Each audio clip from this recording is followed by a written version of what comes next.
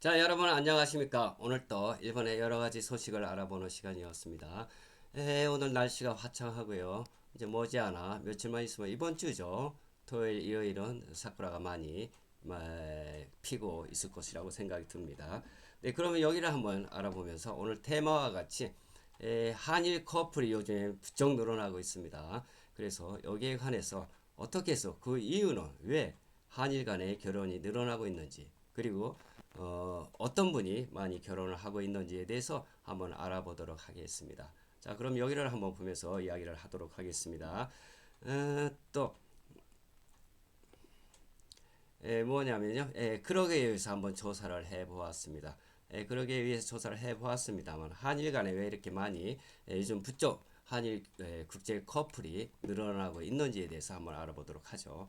한일 결혼, 특히 한국 남성하고요, 그리고 일본의 여성 커플이 최근 급증하는 이유는 여러 사회, 문화, 경제적 요인이 복합적으로 작용한 결과입니다. 2024년 기준으로 한국 남성과 일본 여성의 혼인 건수는 1176건으로서 작년 대비해서 40% 이상 증가했고 무척 늘었네요. 그리고 최근 10년 새 최고치를 기록했으며 2025년에도 계속 상승 추세, 약 1483건입니다. 반대로 한국 여성하고요, 또 플러스 일본 남성의 조합은 상대적으로 적고요, 감소 경향입니다. 네. 이것은 왜 이러냐면은 요즘 그 한류, 여기 보다시피 한류 커플이 많이 늘어나고 있습니다. 그래서 그 영향으로서 많이 K-드라마나 또 K-팝, SNS 등이 일본 여성들에게 한국 남성의 이미지를 자상하고 세련되며 로man틱하게 사랑 표현이 적극적으로 각인시켰습니다. 요즘 뭐 인터넷을 봐도 저도 유튜브를 지금 하고 있습니다만은 유튜브 하는 분들이 상당히 많아요. 그래서 일본의 도쿄든가 뭐 각 지방에서 돌아다니면서 사진도 찍고 촬영하면서 그 난판은 아니지만은 일본 여성들과 많이 대화를 하고 뭐 이렇게 해서 이런 것을 원인으로서 결과적으로 많이 친해지게 되고, 그리고 뭐 결혼까지 이어지는 경우가 상당히 많이 있습니다. 제가 한 44, 5년 전에 건너왔습니다. 그 당시에는 한국 분들이 그렇게 많지 않았습니다.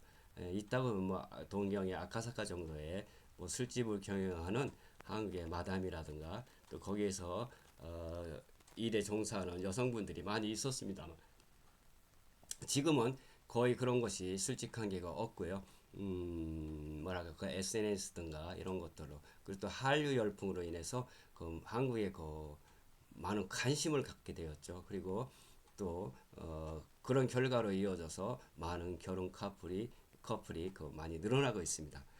네, 한류 콘텐츠 영향으로 문화적 장벽이 낮아졌습니다. 2003년 드라마 겨울연가부터 시작된 한류 붐으로써 K-드라마, K-팝 등 SNS 등이 일본 여성들에게 한국 남성의 이미지를 자상하고 세련되며 또 로man틱하고 사랑 표현이 적극적으로 각인시켰습니다. 근데 일본 여성들이 한국 드라마를 보며 한국 남자와 결혼하고 싶다 하는 로망을 갖게 되었고요. SNS 한일 부부나 한일 커플에서 실제 커플들의 일상 공유기 선순환을 일으켰습니다.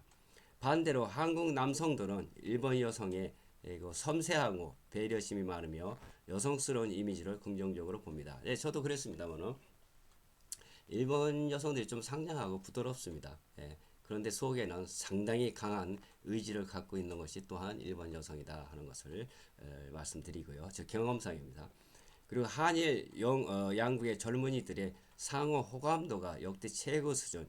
일본인의 한국 호감도가 42%, 한국인의 일본 호감도가 63%입니다. 그러니까 한국이 호감도가 일본 사람에 대한 호감도가 더 높습니다. 근데 자연스러운 만남이 늘었습니다. 또한 한일 경제의 격차가 축소되었습니다. 지금 한국이 잘 나가니까 경제적으로도 많이 선진국이 되다 보니까 일본하고 거의 그 격차가 없는 것으로 나와 있습니다. 1970년, 80년대는 일본 경제력이 강해서 한국 여성이 일본 남성과 결혼하는 경우가 많았습니다. 예, 그렇습니다. 저도 1980년대에 일본에 왔습니다만은 2010년대 중반 이후에 한국의 1인당 GDP가 일본을 추월하고 남성이 급여 수준이 비슷해지면서 이제는 경제적인 동등성이 형성되었고요. 오히려 한국 문화와 삶의 불함으로 자발적으로 선택하는 경우가 늘어났습니다. 또한 세 번째, 결혼 비용, 문화의 실용성 차이. 한국에서는 남성이 집 마련, 결혼 비용을 크게 부담하는 문화가 강해지고 일본은 스몰 웨딩이나 나시혼이 일방적이고 신혼부부가 원룸, 임대부터 시작해서 부부가 함께 노력하는 스타일입니다. 또 한국 남성 입장에서 결혼 비용이 합리적이고 또 부담이 적다라는 인식이 강해서요. 적극적으로 일본 여성과의 결혼을 고려합니다. 네, 인적 교류의 증가와 관계 개선이 상당히 또 많이 이유로서 나와 있습니다만은 한일 관계 개선, 여행, 유학, 출장, 취업 등 증가로 만나는 기회가 많아졌고요. 또한 코로나 이후에 노재팬 불매가 잦아들면서 교류가 회복되었고 매칭 앱, 결혼 정보 회사 등을 통해서 적극적인 사례도가 늘었습니다. 또 지리적인 일본하고 한국도 가깝죠. 그렇기 때문에 지리적인 가까움이 비행기에서 1, 2시간대의 데이트와 만남을 쉽게 만듭니다. 또 추가 배경으로서 한국 내 전체 국제 결혼 중 베트남, 중국 등 전통적인 조합은 감소하는데 일본, 태국, 미국 등과의 결혼은 증가하는 추세입니다. 이는 단순 경제 이주가 아니며 문화적인 감정적인 매력이 더 커졌음을 보여집니다. 일부에서는 한국의 높은 결혼 비용과 주택 문제로 인해서 일본 여성과의 결혼을 현실적으로 대안으로 보는 시각도 있습니다. 네, 이렇게 많이 나와 있습니다. 네, 한일 커플도 이렇게 많이 나와 있습니다만 예전에는 우리가 한국도 경제가 좀 떨어졌기 때문에 아까 말씀드리다시피 한국 여성과 일본 남성이 결혼하는 것이 많이 있었죠. 근데 지금은 거꾸로 한국 남성과 한국 여성이 결혼하는 경우가 많이 커플이 늘어나고 있습니다. 그래서 정반대, 그러니까 1970년대부터 한 2000년대까지는 일본 남성하고 한국의 여자분들하고 결혼하는 게 많았는데 2000년대에 들어서 지금은 2026년입니다만은 한 25년 정도는 거꾸로 됐습니다. 우리 한국 남성과 일본 여성이 결혼하는 비율이 많이 늘어났습니다. 이유로는 경제적인 격차가 없어지고 또한 SNS 등 또한 그 한국의 K문화 이런 것들로 인해서 한국에 대한 호감도가 높아졌기 때문입니다. 그 호감도는 일본 사람이 한국 사람을 좋아하는 것은 한 46% 정도, 40% 중반 정도이네요. 근데 또 한국 사람은 또 60%가 넘게 일본 여성을 좋아하는 경우가 많기 때문에 이런 호감제를 재료로 인해서 요즘에 한일 커플이 늘어나고 있습니다. 그러면 지금 현재 일본에 사는 우리 한국인들은 얼마나 되는지 일본 법무성 공식 통계에 따르면요. 2024년 말 기준으로 한국 국적이 40만 9,238명으로 전년 대비해서 마이너스 900명, 약 1,000명 정도가 감소했습니다. 근데 2025년 6월 말 기준으로 한국 국적이 40만하고 584명으로 소폭 증가하고 있습니다. 이 중에는 특별 영주자, 전통, 제일교포 및 그 후손과 약 24만 명 정도로 큰 비중을 차지합니다. 조선족이 북한 관련 국적 포함이 약 2만 3천 명 정도, 한국 조선족 플러스 여러 영주권자 43만 명 수준, 약 43만 2,444명으로서 제일 외국인 중에서 3위입니다. 우리 한국이 일본에 사는 그 외국인 중에서 한국인이 3위로 있습니다. 이 숫자는 중장기 체류자 플러스 저 같은 사람입니다. 중장기 체류자 플러스 특별 영주자들이 합친 등록 외국인 통계로서 실제 일본에 살고 있는 한국 국적자가 제일 한국인을 가장 잘 반영합니다. 최근 몇 년간에 들어서 기화를 한국 국적이지만 기화를 하면 일본 사람이 되죠. 또한 사망하고 또한 기국 등으로 지속적으로 감소 추세였으나 최근은 거의 안정화된 모습입니다. 네, 지금은 오래 살다 보면 뭐 사망하기도 하고 또 일본 국적으로 바꾸는 분도 있죠. 이렇기 때문에 줄고는 있습니다만은 지금은 안정되었다 하는 것을 알 수가 있습니다. 근데 한국 재외동포청의 통계에 의해서 제일동포는 그럼 예전부터 사는 분은 96만 970명으로 약 크게 보면 한 100만 명 정도가 제일동포가 있네요. 이는 한국 국적자 플러스 외국 국적 동포, 일본 국적 기여자 및 그 후손 등 플러스 한일 국제 결혼, 가정 자녀까지 넓게 포함한 추정치입니다. 기존 통계에서 누락된 국제 결혼, 자녀 등을 새로 반영하면서 숫자가 크게 늘어났습니다. 네, 이렇게 해서 요즘 많이 늘고 있지만은 그럼 예전부터 사는 분도 있죠. 우리 식민지 시대에 일본에 오셔서 지금까지 그 자손들을 낳고 그리고 뭐 자손이 또 자손을 만들고 해서 그 제일동포를 역사에 대해서 한번 알아보겠습니다.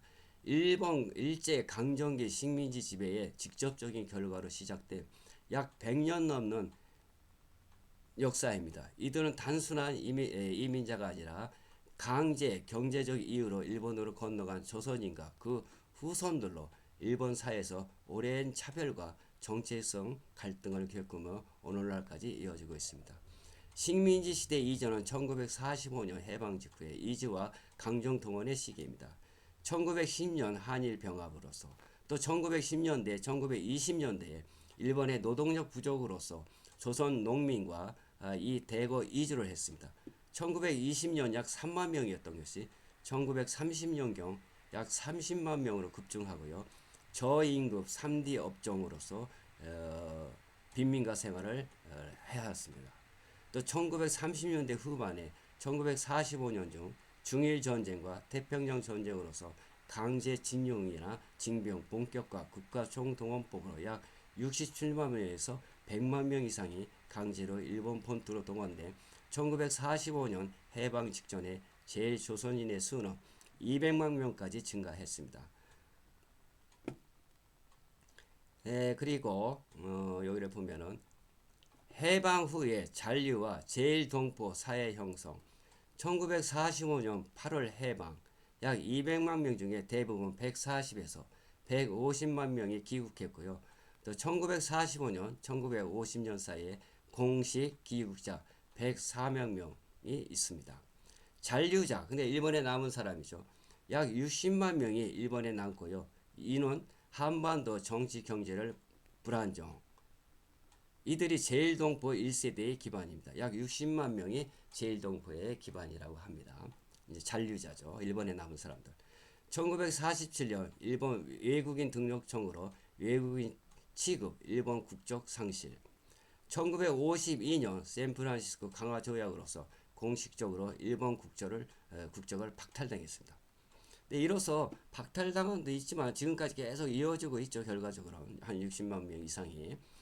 네, 한일 국교 정상화 이후에 1965년, 1990년대, 1965년 한일 기본조약 및 제일한국인 법적 지위 협정이 특별 영주권의 기초 이런 것들을 위해서 많이 남아 있고 그 자손을 낳고 또 자손을 낳아서 지금 일본까지 쭉 제일정부로 남아 있고 현재로서는 저같이 중장기 체류자도 있고 또한 지금의 뭡니까 SNS나 K 드라마나 뭘 한류 열풍이랍니까 이런 것들로 인해서 한이간 남녀가 결혼하는 경우가 많이 늘어나고 있기 때문에 조금 사망하고 예전부터 살던 분이 사망을 해도 결혼하는 숫자가 계속 늘고 있기 때문에 거의 안정된 숫자로 늘어나고 있다 하는 것을 알 수가 있고요.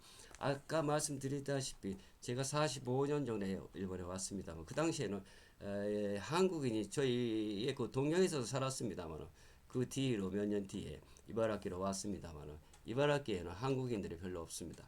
이스쿠바 대학에는 한국인 유학자들이 많이 있었습니다만 그 외에는 그걸 제외하고는 거의 제일동포가 거의 없었어요.